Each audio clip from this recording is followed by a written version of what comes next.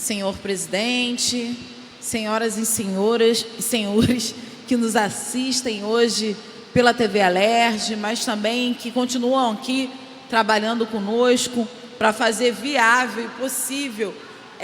essa Casa de Leis para que funcione. Infelizmente, senhor presidente, o assunto que me traz de novo à tribuna da Alerj é a política pública de segurança. Na verdade, é a ausência de uma política pública de segurança que resguarde e proteja a vida da nossa população fluminense. Mas lamentar, senhor presidente, que a falta de uma política pública de segurança seja utilizada pelo próprio governador Witzel como palanque, já prevendo as eleições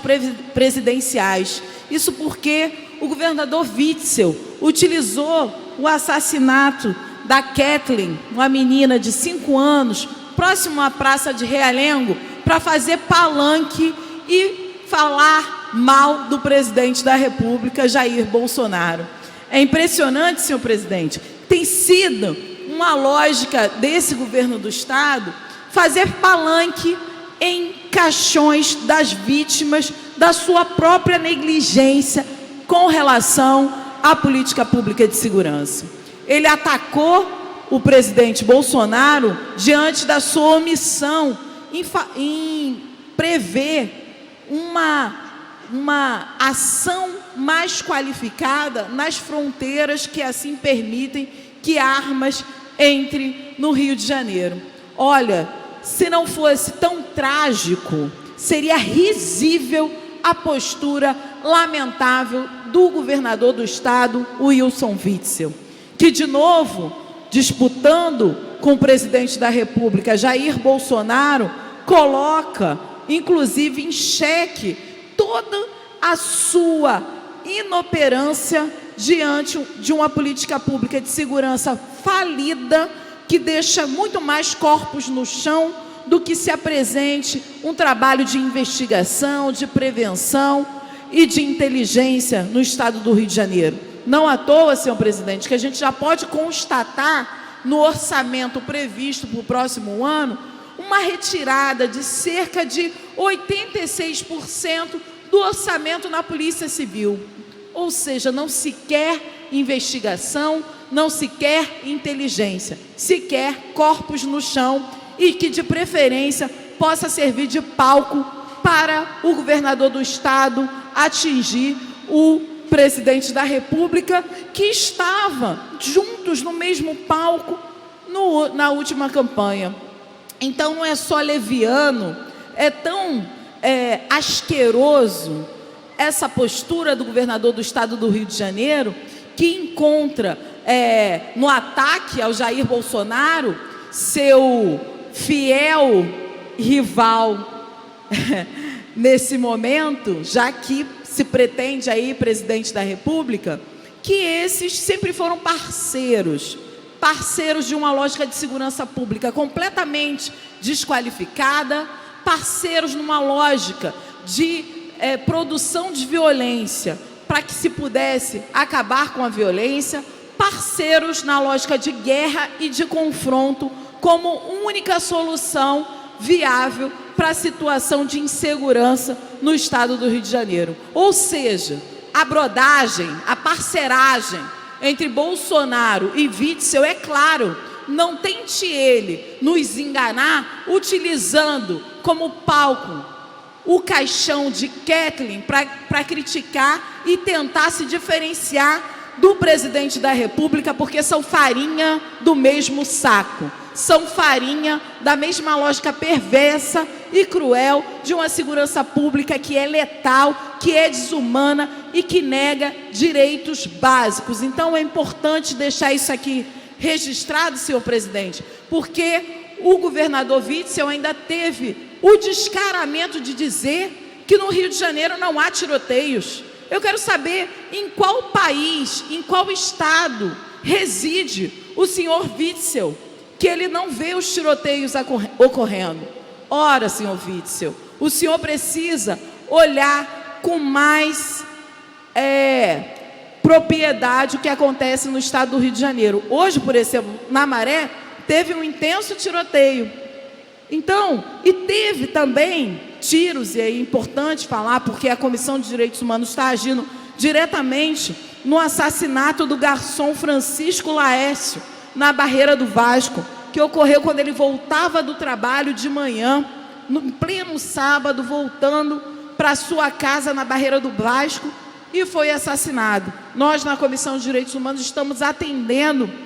a família de Francisco Laércio, para que a gente possa, aí sim, ter celeridade nas investigações, porque me parece contraditório, por exemplo, o senhor Witzel utilizar as suas redes sociais para usar o caixão de Kathleen como palanque eleitoral, que ele vai pedir à Polícia Civil que, deixa eu usar as palavras do governador, determinar que a Polícia Civil seja rigorosa na apuração do assassinato de Kathleen, de 5 anos. Ora, mas foi na semana passada, aqui mesmo nesse plenário, que eu apresentei um projeto de lei que denominei Ágata, que busca celeridade e dar prioridade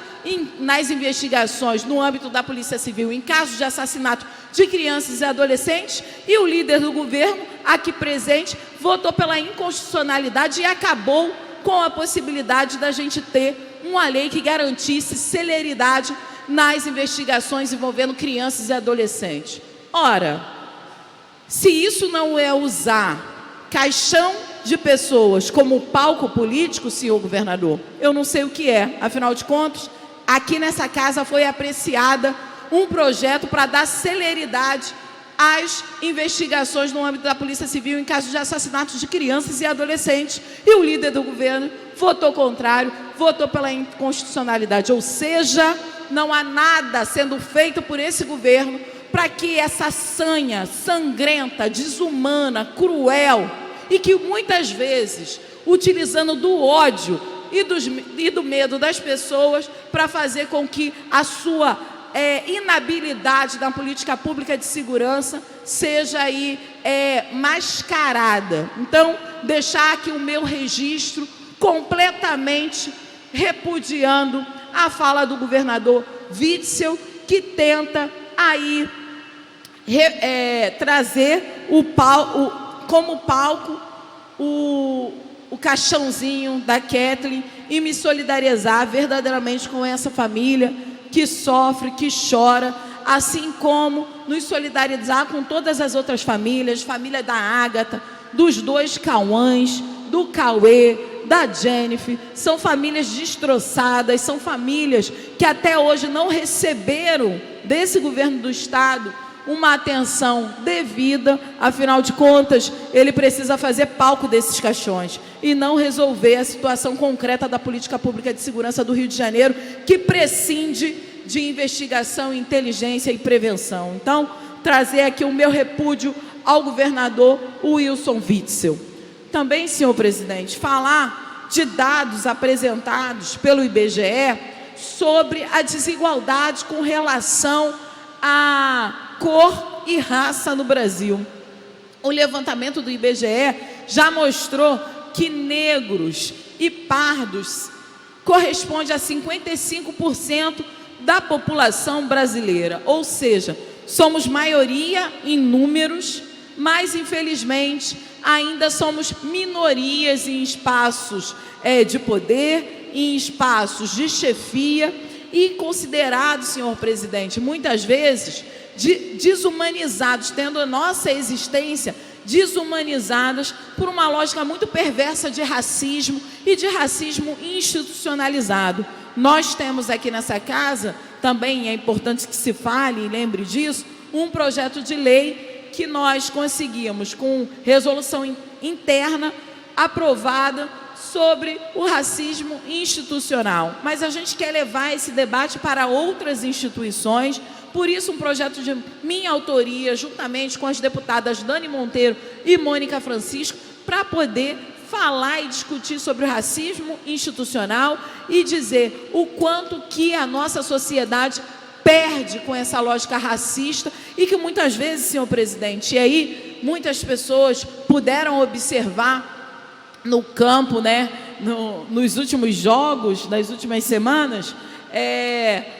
atos de racismo. Inclusive, um dos torcedores que fez um ato de racismo junto a um policial, enfim, que fazia a segurança do estádio, ele chamou de negro, chamou ele, olha a cor da sua pele, seu macaco. Enfim, depois ele tentando se corrigir, deu uma entrevista dizendo que ele não é racista, típico dos racistas, não reconhecerem o seu racismo, mas de que ele não era racista porque ele tinha até um cabeleireiro negro. Enfim, essa nossa sociedade é muito hipócrita, senhor presidente, não reconhecendo o racismo. Então, essa pesquisa do IBGE é fundamental, porque ela aponta que dentro das casas legislativas há uma subrepresentação da população negra e parda do nosso país, ainda que sejamos maioria em contingente. E aí, observar que apenas 1/4 do Congresso Nacional são de negros e negras. E aqui dentro dessa casa, é importante trazer, também tem um número muito reduzido. E quando a gente faz o recorte, inclusive de gênero, apontando quais são as mulheres ocupando esse espaço de poder, também é ínfimo. Hoje aqui na Alerj somos 17%, né, nós mulheres. Dentro desses 17% de mulheres hoje ocupando a Alerj entre 70 cargos, nós temos um número bastante desigual de mulheres negras, mas é nesse lugar aqui que a gente precisa ocupar não só o poder pelo poder, que muitas vezes as pessoas confundem a sua relação com o poder. Na verdade, a gente quer subverter o poder para fazer com que esses espaços sejam espaços de fato democráticos e que represente a realidade da população. Então, senhor presidente, falar que esses dados do IBGE, demonstrando, inclusive, que negros e negras têm duas vezes,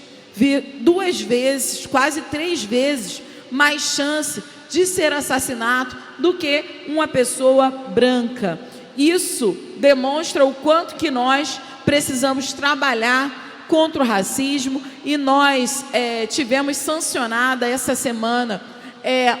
nossa lei que fala do Dia de África, que vai ser um dia fundamental para colocar esses debates em questões. Estamos no mês de novembro, um mês onde se discute a consciência,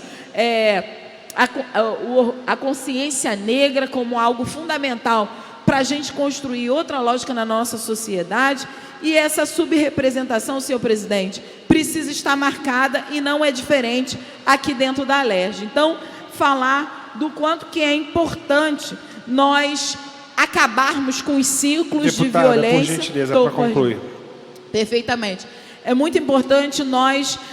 acabarmos com os ciclos de violência, os ciclos de desigualdade econômica, social e política, que tanto afeta a população negra e parda do país, e falando, senhor presidente, que vidas negras importam e que sim, vamos ocupar essas casas